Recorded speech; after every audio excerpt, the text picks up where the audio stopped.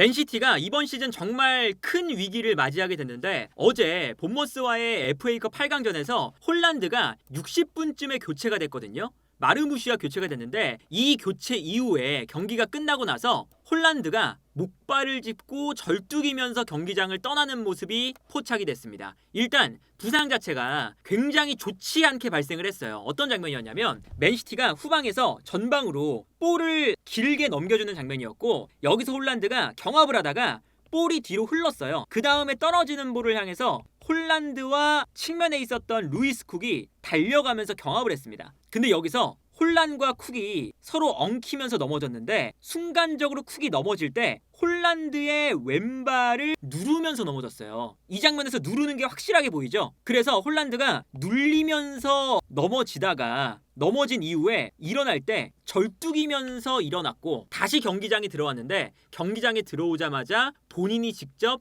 교체 요청을 했습니다. 그래서 오늘 이렇게 목발을 짚고 나가니까 아무래도 여러 기자들이 과르디올라 감독에게 어떤 부상이냐라고 물어봤는데 아직까지는 과르디올라 감독이 아직은 모르겠다, 지켜봐야 된다 라고 이야기는 했지만 홀란드의 부상이 이렇게 목발을 짚고 나갈 정도면 심각한 부상으로 만약에 이어졌을 때 맨시티의 이번 시즌 자체가 굉장히 위험에 빠질 수 있는 상황으로 연결될 수 있다는 게 문제인 거죠. 일단 맨시티가 챔피언스리그에 나가려면 이번 시즌 프리미어리그가 챔피언스리그에 나갈 수 있는 숫자가 5팀이 될 가능성이 높아요. 이번 시즌 챔피언스리그를 비롯해서 유럽 대항전에서 잘하고 있잖아요. 그런데 5등까지의 순위를 지금 맨시티가 지키려면 현재 5등인데 승점 차이를 보면요. 사실 리버풀, 아스날, 노팅엄 포레스트 요 세 팀은 어느 정도 승점 차이가 위쪽에 형성이 돼 있습니다. 그런데 첼시부터 쭉 내려가서 본머스까지는 승점이 거의 붙어 있어요. 일단 첼시가 49점이고요. 맨시티가 1점 적은 48점입니다.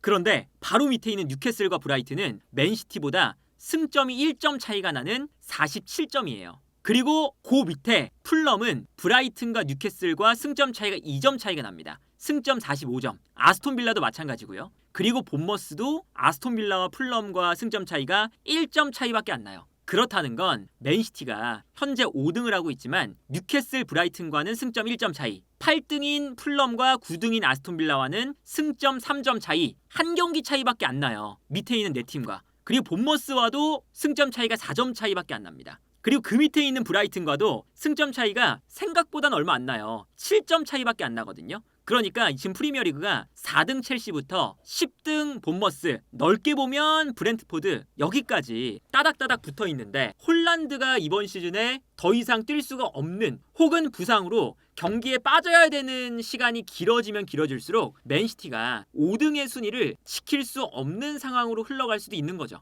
그리고 맨시티가 이제는 우승 가능성이 있는 대회가 아무래도 맨시티가 우승컵을 없이 시즌을 보내는 건 좀 아쉽잖아요. 근데 FA컵은 노팅엄 포레스트와의 4강전이 남아있어요. FA컵 우승 경쟁을 할 수가 있는 상황이죠. 그러다 보니까 여기서도 고민이 생기는 게 지금 홀란드가 없는 상황에서 FA컵 우승도 생각해야 되고 리그에서도 5위 안으로 들어가야 되는 지금 상황, 아주 이 빡빡한 상황에서 어떻게 승점 관리를 할 것이냐, 그리고 홀란드가 만약에 빠지게 되면 이것에 문제가 발생할 수 있다는 거죠. 그런데 여기서 문제는 현재 맨체스터 시티의 득점 분포를 보면요, 홀란드가 압도적이고요. 사실은 홀란드에게 너무 많이 쏠려 있어요. 지금 홀란드가 리그만 따지면 21골로 당연히 맨시티에서 가장 많은 득점을 기록하고 있고요. 그 다음이 포든, 그바르디올, 코바치치, 그리고 이번에 이적한 마르무시가 이제 뒤이어서 4골을 넣고 있는데, 그런데 포든 같은 경우도 지금 이번 시즌 득점력에 문제를 겪고 있잖아요. 그래서 7골을 넣었지만 이번 시즌 17라운드에 첫 번째 골을 넣었고요. 20라운드부터 23라운드까지 연속골을 넣다가 또다시 부진에 빠지면서 24라운드부터는 아직까지 또 득점을 못하고 있습니다. 그래서 포든이 이번 시즌에 맨시티 공격 라인에서 가장 많은 비판을 받는 선수 중에 한 명인 건데, 그렇다면 맨시티는 마르무시한테 좀 기대를 해볼 수가 있잖아요. 마르무시가 지금 프리미어리그로 이적한 이후에 7경기에서 4골과 1개의 도움을 올리고 있고 FA컵에서도 2경기 나와서 1골을 기록을 했어요. 그래서 준수한 득점력을 보여주고 있거든요. 근데 이 마르무시가 경기력이 좋을 때는 홀란드라는 9번 공격수가 있을 때 마르무시가 잘한다는 게 또 하나의 문제라고 할 수가 있겠죠. 그러니까 기본적으로 마르무시라던가 포든, 그리고 데브라이너 이런 이제 이선 자원들이 기본적으로는 맨시티에 많잖아요. 사비뉴도 있고 도쿠도 있고 여러 이선 자원들이 있는데 9번 공격수만큼은 홀란드 단 한 명밖에 없거든요. 그러니까 이제 여기서 문제가 발생을 하기 시작합니다. 어떤 거냐면 홀란드가 최근에 마르무시랑 호흡이 좋은 게 마르무시가 왼쪽 측면 공격수로 나올 때 가운데로 들어가면서 사실상 그바르디올이 올라오는 투톱의 형태를 취해요. 홀란드가 원톱에 있고 마르무시가 약간 세컨드 스트라이커처럼 뛰게 되죠. 그리고 아예 어쩔 때는 마르무시를 투톱으로 세우면서 4-4-2처럼 경기를 운영할 때도 있었거든요. 근데 어쨌든 이런 전략을 취하는 이유가 마르무시는 원톱 자리보다 프랑크푸르트에서도 최전방에 9번 공격수가 있을 때 9번 공격수가 수비수들을 끌고 다니거나 싸워주면 떨어지는 세컨볼 혹은 수비가 쏠려 들어갈 때 공간으로 뛰어 들어가는 이런 세컨드 스트라이커의 움직임을 잘 보여주는 선수거든요. 그래서 홀란드가 수비를 끌고 다니면 이때 마르무시가 뛰어 들어가는 이런 장면에서 골이 애초에 많이 나옵니다. 예를 들어서 이 장면을 보면 홀란드와 마르무시가 투톱처럼 위치하고 있어요. 근데 여기서 마르무시가 홀란드의 약간 밑에 있죠. 그리고 이때 홀란드가 내려오면서 수비를 한 명 끌어냅니다. 그러면 마르무시는 뒷공간으로 뛰어 들어가는 동선을 보여주는 거거든요. 그래서 이 다음 장면을 보면 홀란드를 따라서 수비가 순간적으로 끌려 나갈 때 그 순간 비어있는 공간으로 마르무시가 홀란드의 움직임과 정반대로 움직이면서 공간으로 침투해 들어갑니다. 그리고 여기서 에데르슨 골키퍼의 한 번의 롱킥이 나왔죠. 그러면서 마르무시가 이 뒷공간으로 뛰어 들어가면서 홀란드가 만들어준 공간으로 뛰어 들어가는 거고, 워낙에 마르무시가 빠른 스피드를 가지고 있다 보니까 이 공간으로 뛰어 들어갔을 때 골키퍼와 1대1 찬스, 그 다음에 여기서 침착하게 득점을 만드는 장면을 볼 수가 있었어요. 다른 장면도 보면, 이 장면도 보시면 홀란드가 최전방에 있고 마르무시가 약간 밑에 있거든요.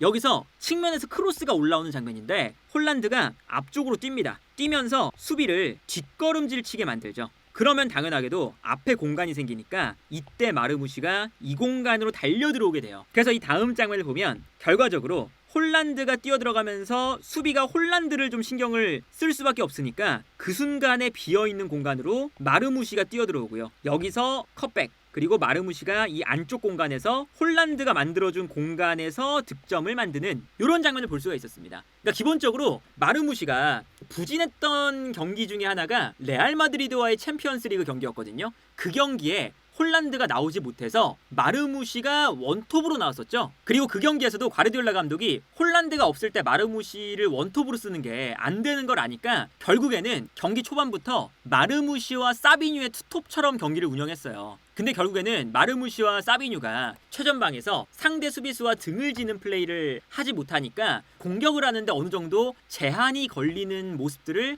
볼 수가 있었습니다.